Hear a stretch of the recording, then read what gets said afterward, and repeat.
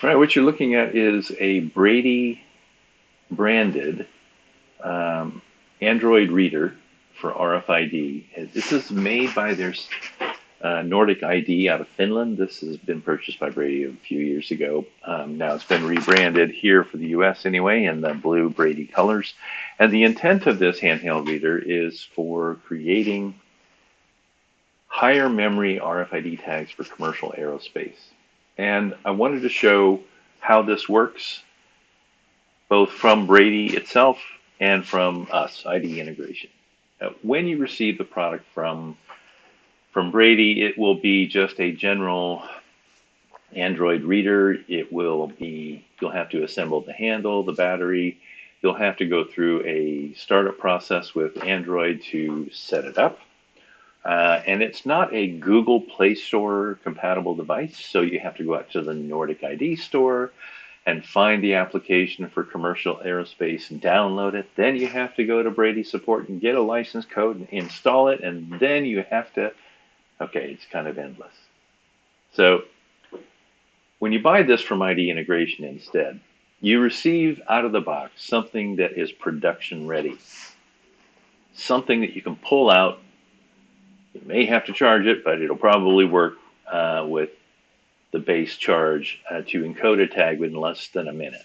Okay, and that's really unheard of. So wanted to show the key differences between the Brady stock item and the ID integration delivered item, and then go through a quick write and read process. So what we're talking about again is encoding hard chips like this from Brady, or maybe even blank tags like this. Normally they'd be on a printer, but let's say you don't have a printed application, you just want to use the handheld reader to encode or to modify the record that's on there. That's what this tool is for.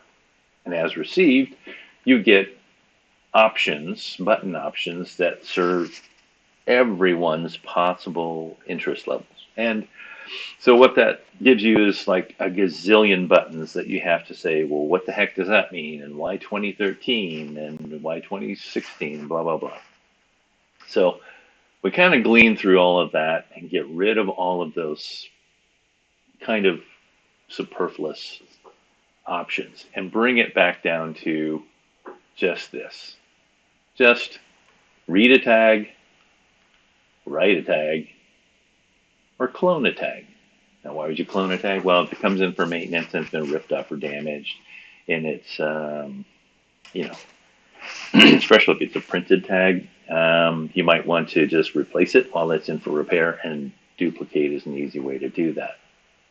Okay, so how does this work? If you actually try this with the Brady app, it will crash on you. And the reason it'll crash on you is that there are some forms that are not really built around this idea of serializing within your part number. Some of the prefixes are wrong, they're mismatched. We take care of all of that by having a new configuration file that we put down here that corrects all of those bugs, simplifies the interface, and this is kind of how it works. Here, I'll take a tag. Here is a printed tag. Get my thing out of the way, and I'll just put my team viewer there. Here is a printed tag. Sorry. Going to get team viewer on top if I can. There we go. So here is a tag. I'm going to put it in front of the reader. I've got a bunch of other tags here. I'm just going to pull out of the way. And as I go to my app, I'm going to click on read tag, pull the trigger, should find this mark. Notice it's not hex, but rather it's this URN style. It shows the filter code, the cage code, a part number, and a serial number. This is a construct 2 tag, serialized uniquely within the part number. And the reason I know that is that there's a part number here in the EPC code. Now we select it, and we pull again. And now what we'll see is, whoops, sorry, I got another tag now. Select that. I should have pulled that out of the way. Hit next. Now it'll read all of the other memory banks on this tag. There's a birth record, which is locked and can't be changed. Notice there's no edit down here. And there's a life cycle record, which can be edited. So we can see the tag if you have multiple tags that are going to be in the vicinity of the reader, here I'll put more tags around it. And when we go back to, let's say, gosh dang it. Oy, oy, oy.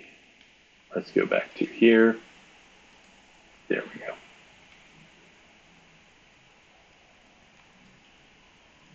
Boy, that thing just does not want to be there. I'm going to hit back. I'll pull the trigger again. And notice all of these tags, you're going to have to look and see what the actual serial number that might be printed on it, if it's a printed tag. If it's a hard tag, obviously you won't be able to see it. And you're going to have to just isolate to the one tag that you want. Now, really quick, when you go into the reader, you have a setup cog up here, and password is 123 by default. Yes, you can change that. And you can set up your power here to be up to 30 for long range. I put it down to 18 to get a shorter range and help me isolate tags a little easier. Please always keep this to ATA, and I'll explain why in just a minute. And then here's where you can actually identify what things do you want to have shown on the front page or not. Now, for example, in my case, I don't have any Construct 1 tags. Let's say I'm doing this for a customer that's only a Construct 2 type house. Well, then they don't need to see that fourth thing. I'm just reading, writing, and cloning. Okay? Now, we read a tag. Let's go ahead and let's create a tag. And the best way to do that is to go out to our ID integration support website. I'll go out here and put in idintegration.net. And here I see Brady RFID system. No, it's under widget, sorry. And I will hit Brady ATA. And you'll see a form here. This form allows you to manually identify things that you want to put into this. So I'm going to say, let's do something for cabin interior. I'm a Construct 2 house. Let's say there's my cage code, my serial number. Sorry, that's 5 characters. Part number, I'll put in a revision A.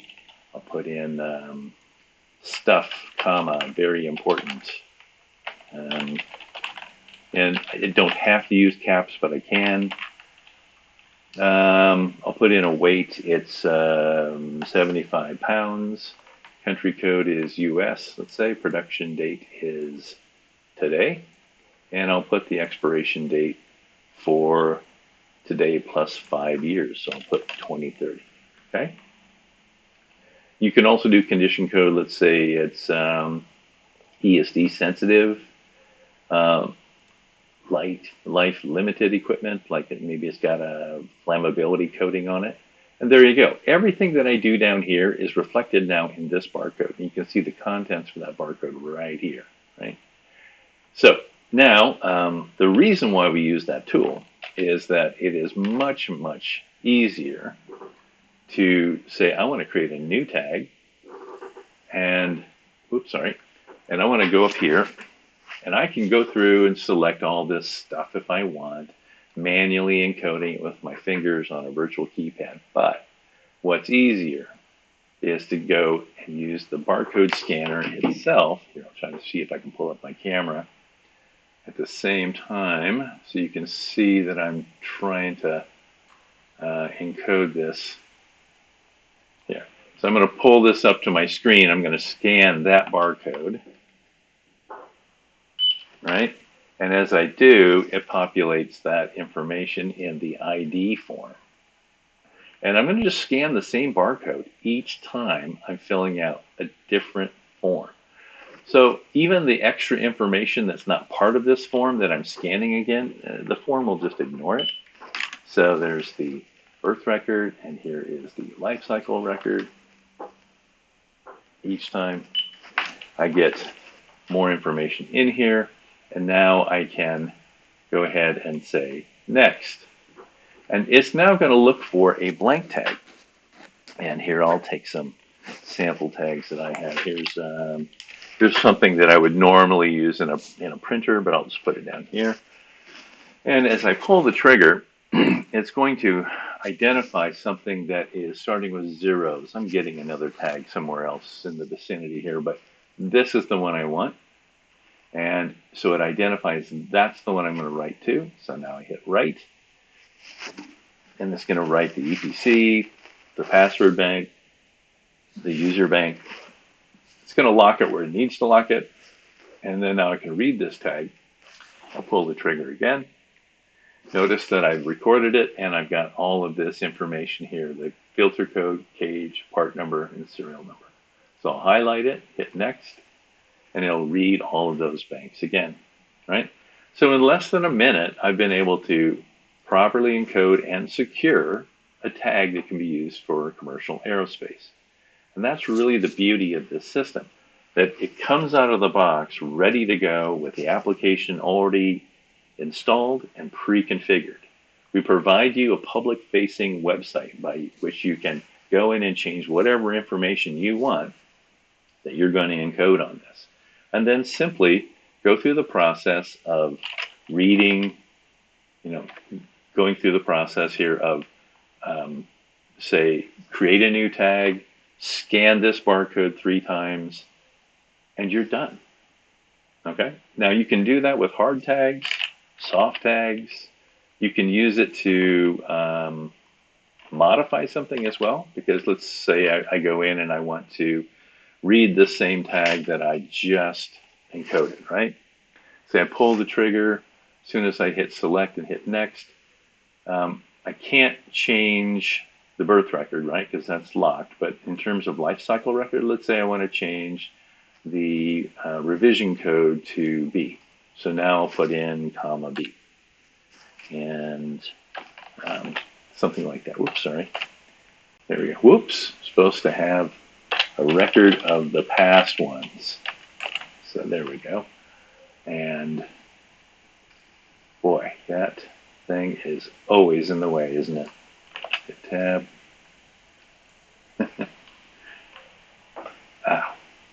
There we go. And I got A and B, and now I can hit next, and it'll write it to the tag. Final step, it'll read it again, hit life cycle, and now you'll see that record has been updated. All right? Reading, writing, editing, and cloning, all within a package that comes out of the box ready to go.